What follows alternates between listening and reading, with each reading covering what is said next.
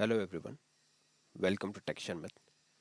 आज के सेशन में हम सीएल से रिलेटेड एक और टॉपिक कवर करेंगे, जिसमें हम देखेंगे कि किस तरह से हम सीएल प्रोग्राम के थ्रू किसी भी जो हमारा QSH का कमांड होता है उसके आउटपुट को कैसे हम एक आउट फाइल में कन्वर्ट कर सकते हैं। ठीक है, ये बहुत ही इंपॉर्टेंट टॉपिक है प्रोजेक्ट के पर्सपेक्टिव से, क्योंकि इसमें आपको प्रोजेक्ट के टाइम पे ऐसे बहुत सारे सिनेरियोज मिलने वाले हैं जहाँ पे आपको बोला जा सकता है कि आपको किसी भी एक QSL कमांड हम रन कर रहे हैं, उसका जो आउटपुट हमें मिल रहा है उसको कैसे हम आउट फाइल में कन्वर्ट कर सकते हैं, क्योंकि एट द एंड आपको जो भी एनालिसिस वर्क वगैरह करना होता है वो फाइल पे आप लोग मोस्टली करते हो, राइट। तो इसलिए ये चीज़ समझना बहुत इंपॉर्टेंट है। अगर आपने लास्ट सेशन देखा होगा जिसमें हमने डिस्कस किया था कि कैसे हम क्यू शेल कमांड को एग्जीक्यूट कर सकते हैं, तो इवन यहाँ पे भी हम एग्जीक्यूट ही करेंगे, बट वे थोड़ा डिफरेंट होगा। यहाँ पे हम एक आउट फाइल जनरेट करने वाले हैं। ठीक है, तो पहले मैं आप क्या करूँगा, एक क्यू शेल कमांड पे ही उसको रन करके दिखाऊंगा कि क्या डेटा आ रहा है, फिर उस रिक्वायरमेंट को समझेंगे और उसके बाद में CL प्रोग्राम को वॉक थ्रू करके उसका आउटपुट चेक करेंगे। बिल्कुल स्टेप बाय स्टेप चलेंगे, तो देखते हैं। ठीक है, सबसे पहले आपको क्यू शेल की एंट्री कमांड पे पहुंचने के लिए क्या लिखना पड़ेगा, यहाँ पे QSH।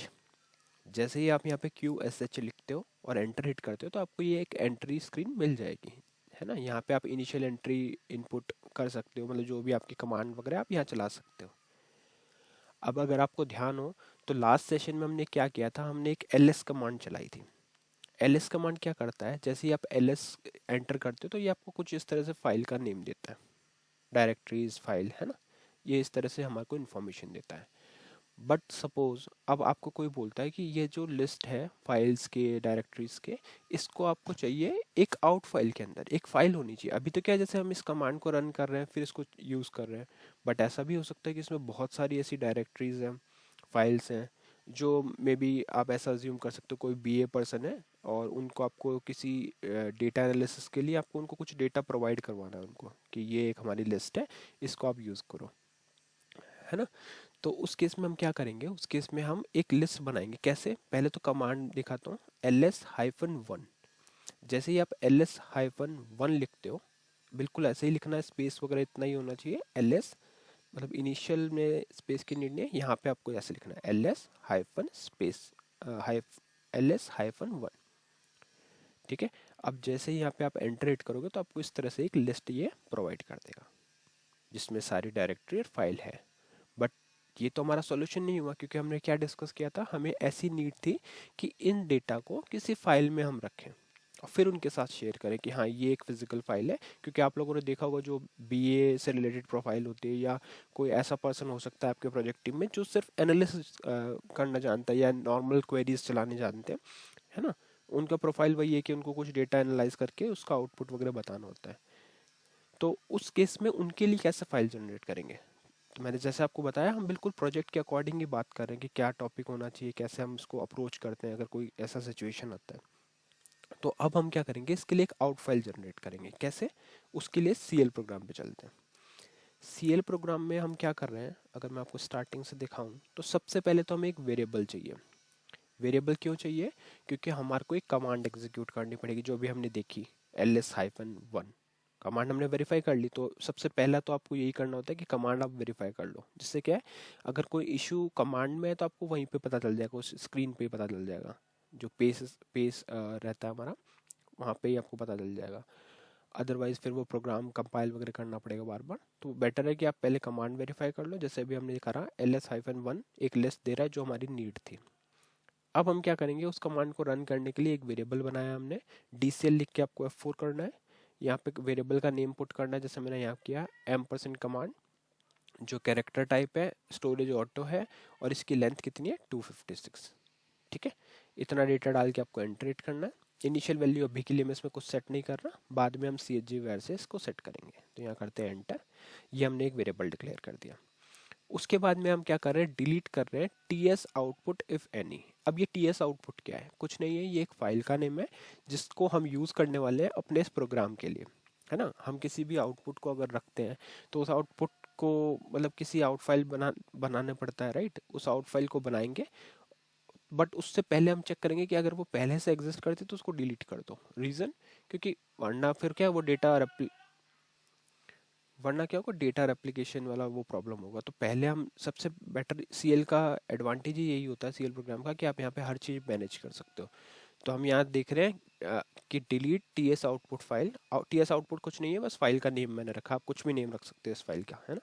इफ़ एनी, तो DLTF लिखेंगे फाइल को डिलीट करने के लिए। DLTF लिख के आप F4 प्रेस करोगे, यहाँ पे आपने डाला फाइल का नेम और लाइब्रेरी जिसमें भी आप इसको डिलीट करने वाले हो।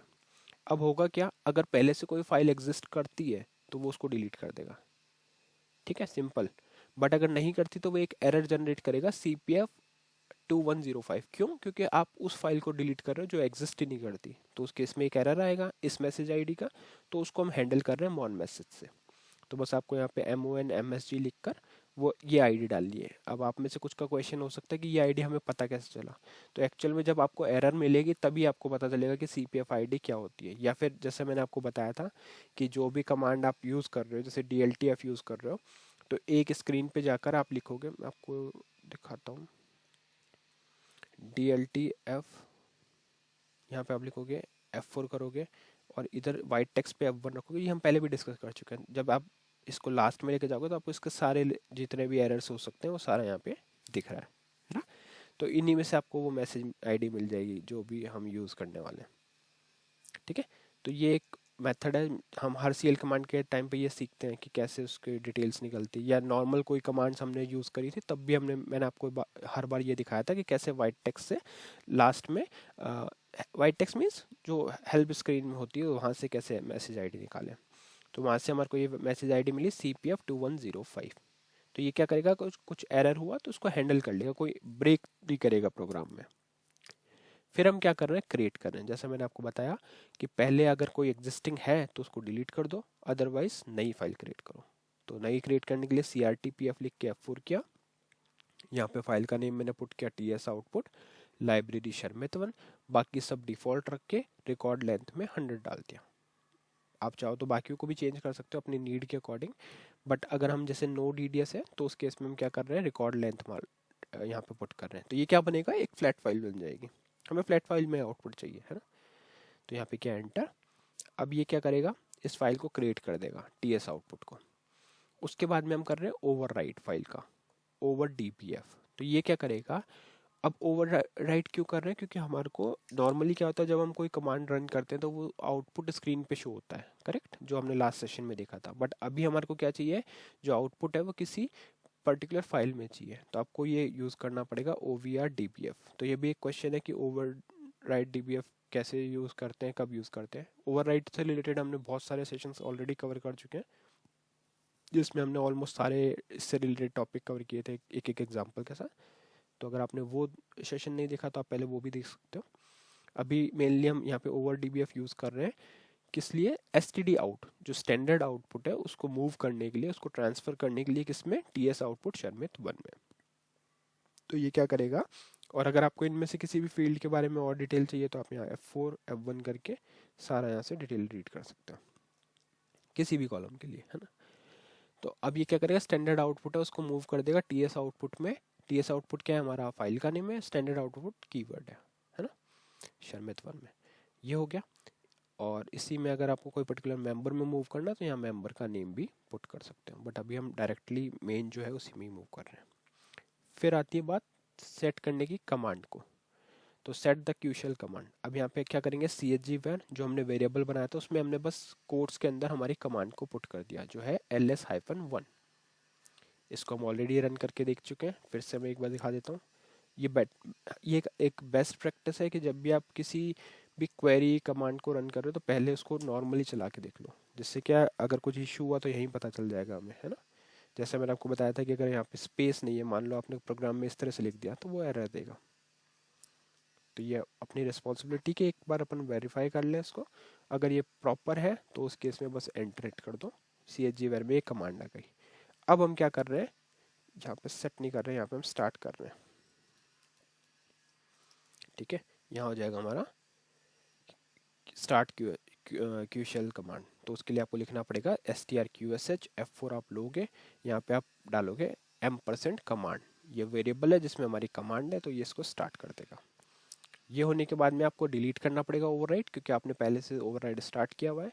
तो उस केस के लिए आपको DLT OVR लिख के यहाँ पे स्टार ऑल देना है। स्टार ऑल क्या करता है, उस कॉल लेवल पे जितने भी ओवरराइड्स हैं वो सबको एंड कर देता है। तो ध्यान रहे, अगर आपको इंटेंशनली सबका एंड नहीं करना तो आप स्पेसिफिक कुछ यहाँ पे नेम वगैरह प्रोवाइड कर सकते हो यहाँ से रीड करने के बाद, ठीक है। अदरवाइज आप इसको स्किप कर सकते हो, मतलब अदरवाइज तो आप ये स्टार ऑल यूज़ कर सकते हो, बट कोई अगर ऐसे प्रोजेक्ट में रिक्वायरमेंट है जहाँ आपको सभी को ओवरराइड को डिलीट नहीं करना, तो ये आपकी रिस्पॉन्सिबिलिटी, आप कैसे उसको मैनेज करोगे। बट ओवरऑल मैंने आपको बता दिया कि कैसे ये प्रोसेस करता है, ठीक है। तो हमने क्या किया, एक बार मैं फिर से रिपीट करता हूँ। एक वेरिएबल बनाया, उसमें कमांड, एक वेरिएबल बनाया, फिर एक फाइल को डिलीट करने का ट्राई किया, अगर वो एग्जिस्ट करती है, अगर नहीं करती तो फिर एरर हैंडलिंग करके हमने एक नई फाइल बनाई उसी नेम से, और फिर उसको ओवरराइट किया, उसके स्टैंडर्ड आउटपुट को ट्रांसफ़र किया किसमें, PF में, टेस्ट आउटपुट फाइल में जो शर्मित 1 में है। फिर हमने कमांड को सेट किया, सेट करने के बाद में हमने strqsh किया, वहाँ पे कमांड एग्जीक्यूट हुआ और फिर डिलीट ओवरराइट करके बाहर आ गए, ठीक है। तो अभी करते हैं इसको कंपाइल और देखते हैं आउटपुट क्या आ रहा है। तो जैसे इसको कंपाइल करके आप कॉल करोगे तो आपको दिखेगा कुछ भी यहाँ पे मैसेज नहीं आया, क्योंकि हमने कुछ प्रिंट भी नहीं किया, हमने बस इसको कॉल किया, मतलब ये प्रॉपर कॉल हो गया। अब चलते हैं strSQL पे, क्योंकि हमारी फाइल बनी है तो वहाँ पे आपको डेटा दिखना चाहिए। तो सेलेक्ट स्टार फ्रॉम, सॉरी यहाँ पे नहीं, strSQL, यहाँ पे आप लिखोगे select star from Sharmit 1 slash, और यहाँ आ जाएगा TS आउटपुट, ठीक है। एंटर इट क्या, तो ये देखो एक प्रॉपर लिस्ट मिल गई हमारी, यही हमारी रिक्वायरमेंट थी। अब क्या है, अब आपकी टीम में अगर कोई एनालिसिस कर रहा है जिसको सिर्फ लिस्ट से इंटरेस्ट है ना, उनको क्यूशल की कोडिंग नहीं आती, उनको क्यूशल कमांड चलाना नहीं आता, तो सिंपल है, आप एक इस तरह से एक फ़ाइल क्रिएट करके उनको वो फाइल का नेम बता सकते हो कि ये फ़ाइल है, और उस पर आप रन क्वेरी कर लो या सेलेक्ट स्टार फ्रॉम कर लो, उससे आपको ये डेटा मिल जाएगा, ठीक है। तो इसीलिए मैंने आपको बताया था कि ये प्रोजेक्ट के वाइज, प्रोजेक्ट के पर्सपेक्टिव से बहुत इंपॉर्टेंट टॉपिक है। जो भी हम क्यूशल से रिलेटेड कर रहे हैं, आपको इन सब के बारे में पता होना चाहिए, not only for IBM I system, मतलब बाकी अगर आप जैसे इसको रिलेट करोगे तो आपको लाइनक्स वगैरह से भी रिलेट करोगे आप, है ना। तो ये उस केस में भी बेनिफिशियल है अपने लिए। तो आप लोग इस चीज़ की प्रैक्टिस करो, और जो भी सेशंस हो रहे हैं वो सीक्वेंस में अगर आप पढ़ोगे तो आपको ज़्यादा इजी रहेगा, क्योंकि हम क्या कर रहे हैं, एक एक चीज़ को स्टेप बाय स्टेप प्रोसीड कर रहे हैं। अगर आप बीच में से करोगे, ऑल दो वो सेशन है वो क्लियर हो जाएगा, क्योंकि हम ऑलमोस्ट हर चीज़ उसमें डिस्कस कर रहे हैं, बट फिर भी एक बेटर, मतलब बेसिक टू एडवांस मूव करने में ज़्यादा बेटर रहेगा कि आप आपने एक पार्ट पढ़ लिया, फिर उसका नेक्स्ट पार्ट पढ़ा, तो चैप्टर वाइज है वो सब। तो आप चाहो तो CL की एक लिस्ट है, आपको डिस्क्रिप्शन लिंक में वो बुक का लिंक भी मिल जाएगा, उसमें सारे लिंक्स एक पूरे प्रॉपर सीक्वेंस में मेंटेन किए हुए हैं, तो आप उससे भी पढ़ सकते हो, है ना। और एक एक सेशन आप स्टेप बाय स्टेप पढ़ोगे तो ये सारी चीज़ें जितनी भी हैं, क्योंकि हमने जो CL भी स्टार्ट किया था वो बिल्कुल ज़ीरो से अभी यहाँ तक हम पहुँचे हैं, वहाँ तक पूरा डिस्कस किया है, ठीक है। तो इस सेशन में हमने मेनली क्या देखा, हमने देखा कि कैसे हम एक क्यूशल कमांड के आउटपुट के लिए आउट फाइल बना सकते हैं, और उसकी एक नॉर्मल फ्लैट फाइल बनाकर आउटपुट स्टोर करवा सकते हैं। आई होप आज का सेशन आपको क्लियर हुआ होगा। नेक्स्ट सेशन में हम बाकी टॉपिक डिस्कस करेंगे। So thank you for watching tech share.